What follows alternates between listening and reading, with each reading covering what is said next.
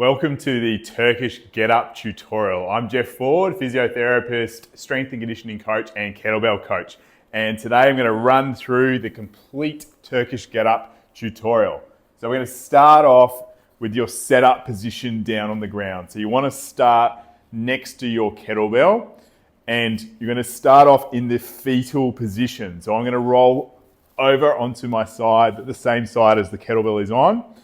You want to be able to place your hand through, get your grip nice and high in your palm.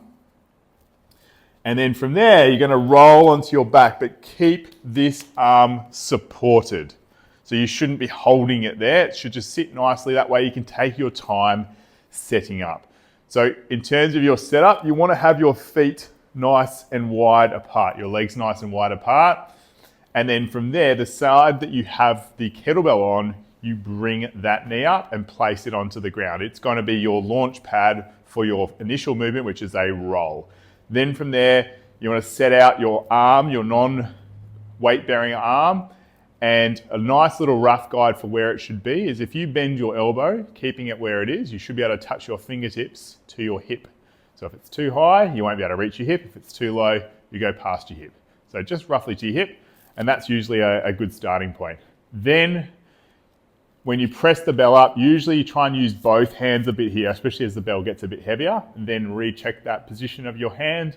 And then step one is a roll up onto your forearm. It's not a sit up. Common mistake we see here is people try and sit up, and a key giveaway is this leg lifts up and it's really hard. So it's a roll. So you're driving that roll with your leg. So I'm gonna roll step one up onto my forearm.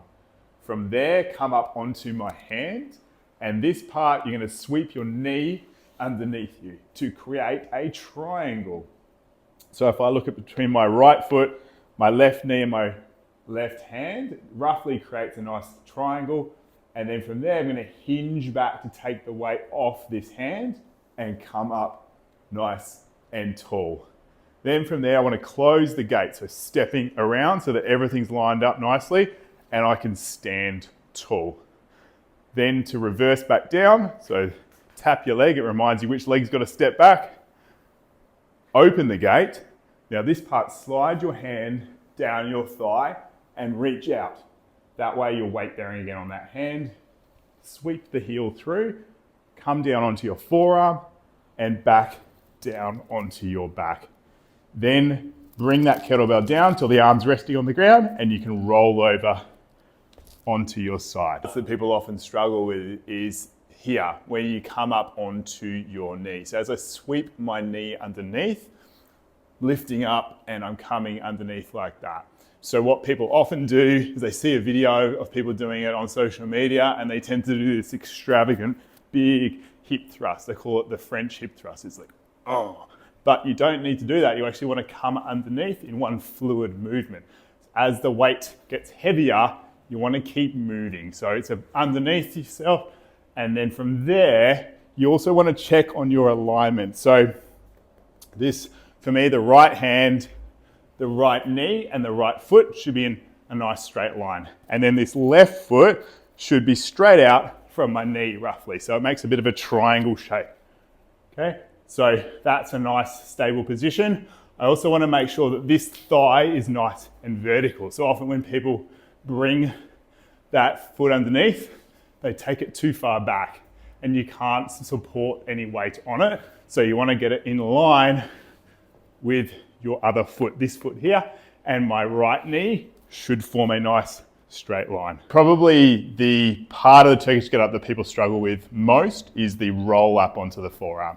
So a nice little drill that you can do is to grab a heavy kettlebell out and place it in your hand so that you can actually pull on that kettlebell. So as I roll up, I pull on the bell as well as push with my foot. And that gives you that feeling of that push-pull and then the roll. And then once you've got a feel for that, you can roll that kettlebell out the way.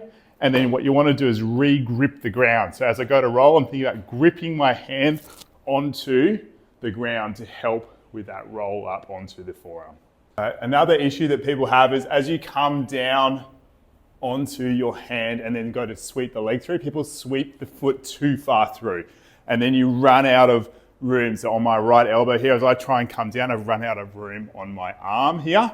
So instead of bringing the foot through as far as you can, think about just extending the leg out and coming down.